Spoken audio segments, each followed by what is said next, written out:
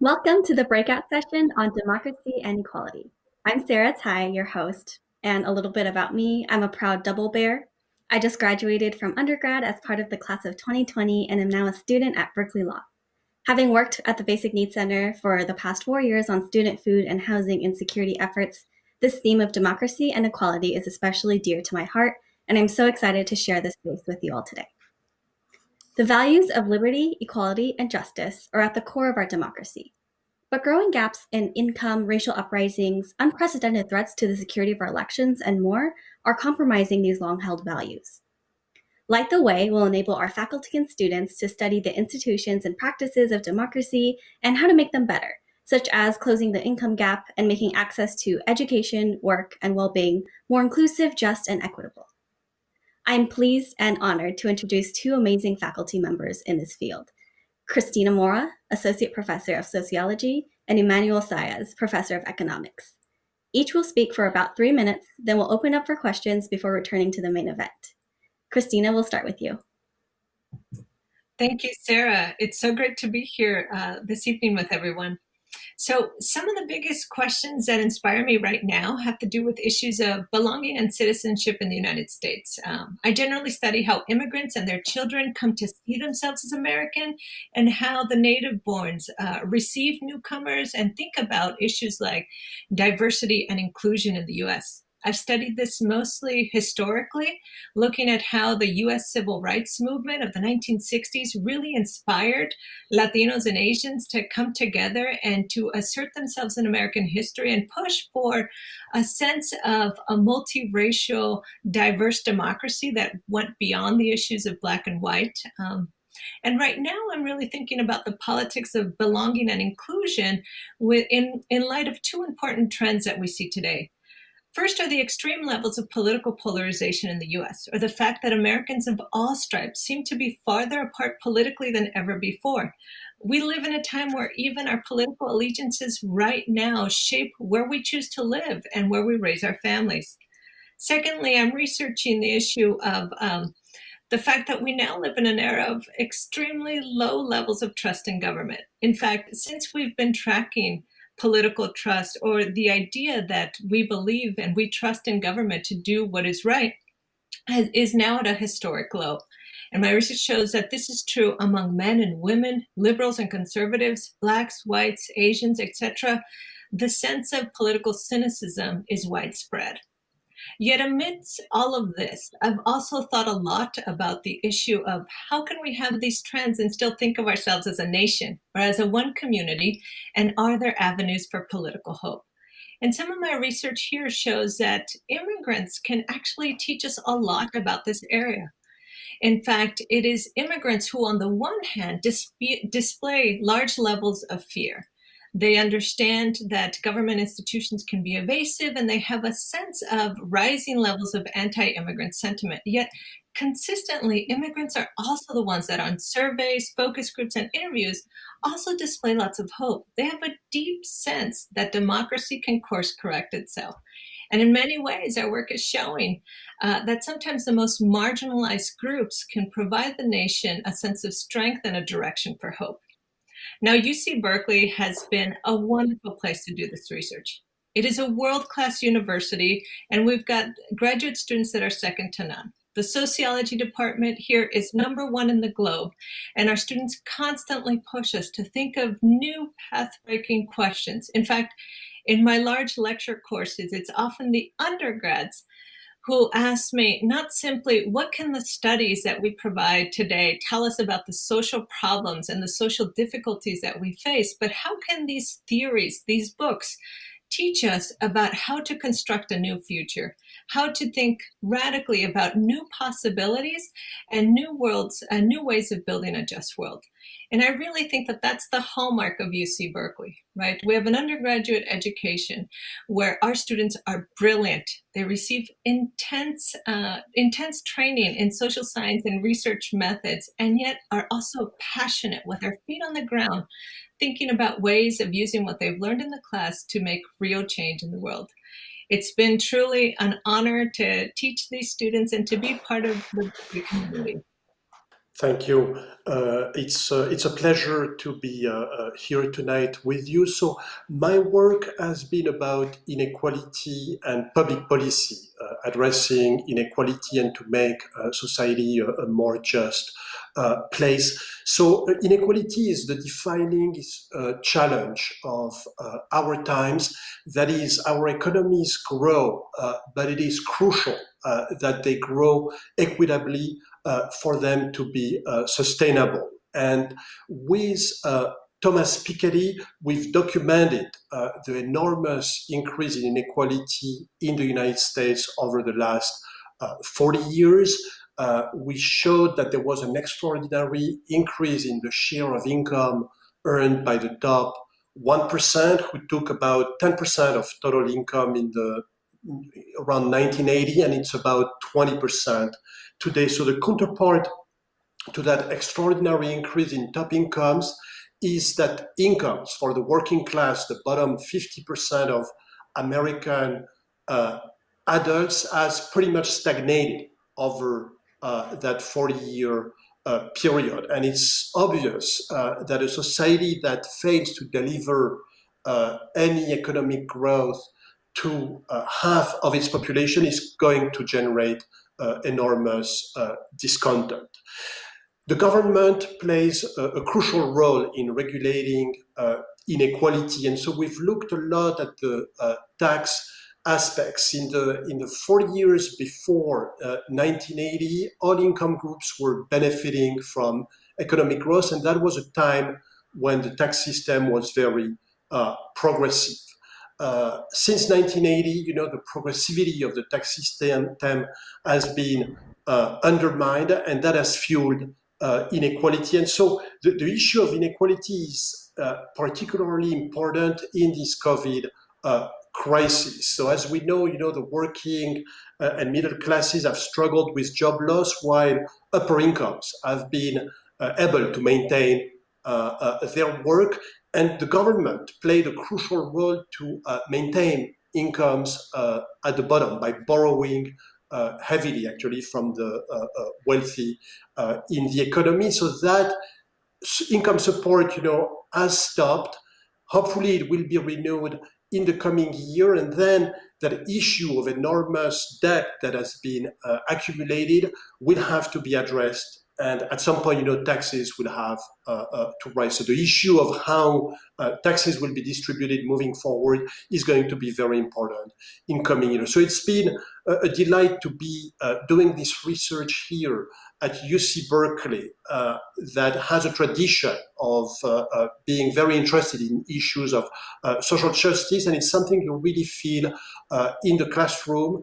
The students are delighted to learn about issue of inequality and what they can do to address it. They've helped us a lot to carry out the research, deploy new technologies to visualize the tax system and inequality, through innovative websites.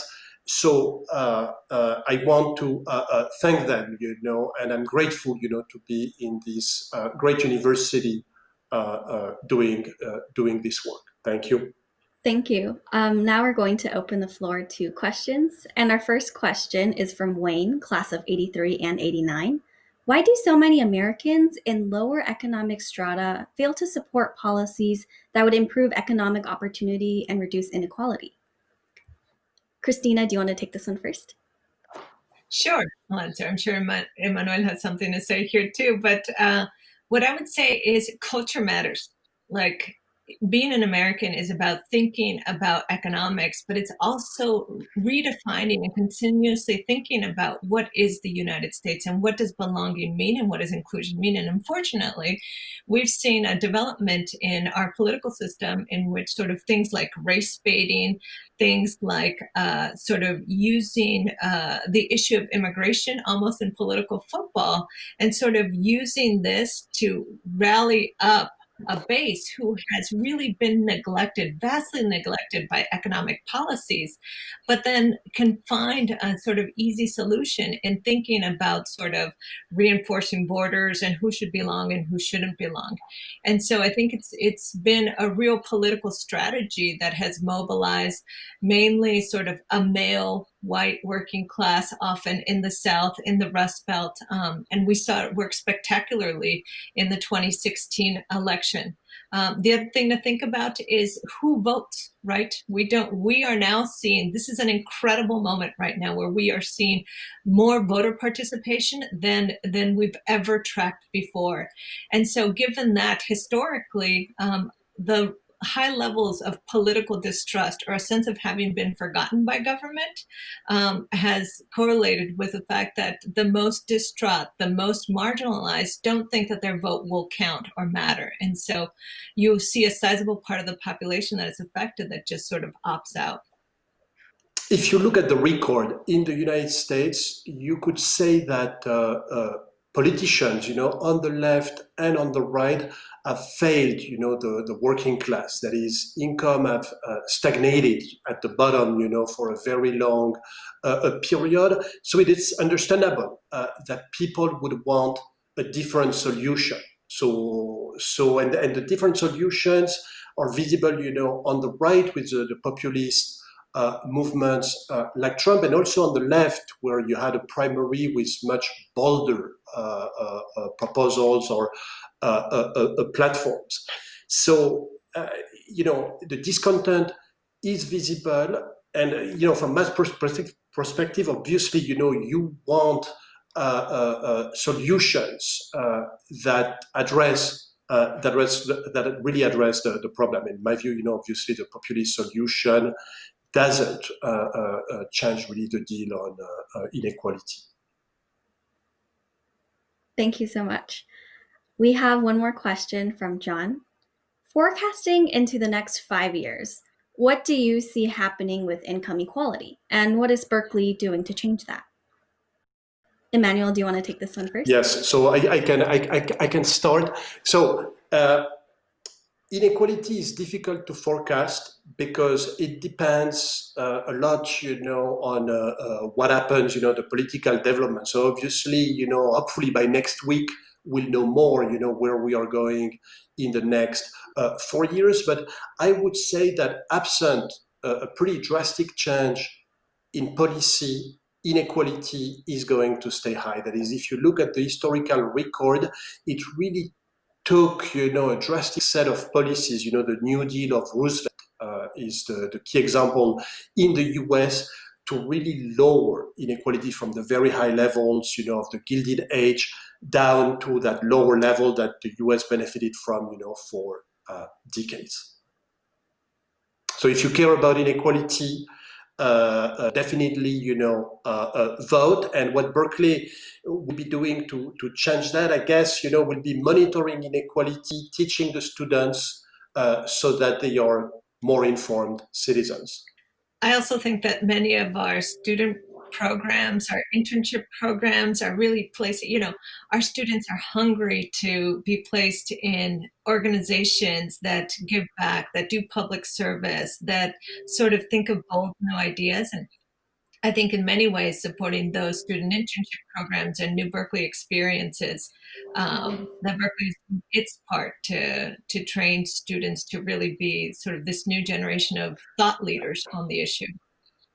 Next question. Professor Zayas, do you know of any precursor to the U.S. tax transfer of 2017, which skyrocketed taxes on middle-class employees from blue states while lowering them drastically for the wealthy? And this is from Kevin Koster, class of 1991. Yes, so certainly the Trump tax cut benefited the wealthy because it was a huge corporate tax cut. Unfortunately, it is only one, of the tax reforms we've seen happening in the 1980s that really undermined the progressivity of the US tax system. It's hard to believe it today, but the US actually had likely the most progressive tax system in the world, with a very progressive individual income tax, a huge corporate income tax, and large inheritance estate taxes on the very wealthy. That started being undermined actually in the 1980s during the Reagan administrations, where tax evasions and tax avoidance skyrocketed, and therefore they decided to lower the tax rate on top earners. And the Trump tax cut, is the last is the last throw. So that today, the U.S. tax system is no longer progressive. So that's why, arresting and then inverting, that time trend is crucial, in the fight against inequality in this country. Thank you, Professor Sayas. We have one question from David Gee. Should more state resources be devoted to improve the community college system, since that appears to be the best entry for lower income students into higher education? And Christina, do you want to take this question? Yeah, I think that has 2 points, right? One of this is to improve the community college system so that classes are accessible, resources for the students attending those classes are accessible. I mean, if we think about some of our non-traditional students here at Berkeley, many of them are student parents. Many of them went to the military first. Many of them just took time off or had a different pathway. They might have been immigrants themselves. And so the community college system for someone that might be new to this country is really the only recourse. So one is through the community college system, but the second one is through sort of the resources at universities like Berkeley, like UCLA, or like the CSU system to be able to attract and absorb those transfer students. These students come with unique needs, unique set of writing needs, unique set of family housing needs, things of the sort. And the more that we can sort of embrace the idea that the UC system gives a varied education experience, that it is a home for reentry students, for transfer students, but also for traditional freshmen, I think would be ideal. Absolutely. We actually have one more question. This is from Robert Tobiason, class of 1975. Students majoring in social sciences and humanities are shrinking. Business degrees are the ones that are attracting. So is the lack of exposure to social science and humanities causing the lack of citizenship for social justice? There's an incredibly important role for the humanities and for what it does to help us think about even just fundamental philosophical questions. What does it mean to belong? What does it mean to be part of a community? What is community? What does inclusion mean? There is just an incredible trove of writing and thinking, and philosophies on the issue. And in those ways, such majors are really important. I don't think, though, that if you come through UC Berkeley, you don't at least get a taste for that. Even through sort of our American cultures requirements that sort of have students really take courses to think about diversity and inclusion in the United States and across the globe. I also think that, at least here on campus, social science degrees are still thriving. We still have that amount of enthusiasm here, and there's much more of a zest and appeal for interdisciplinary work than I've seen ever before.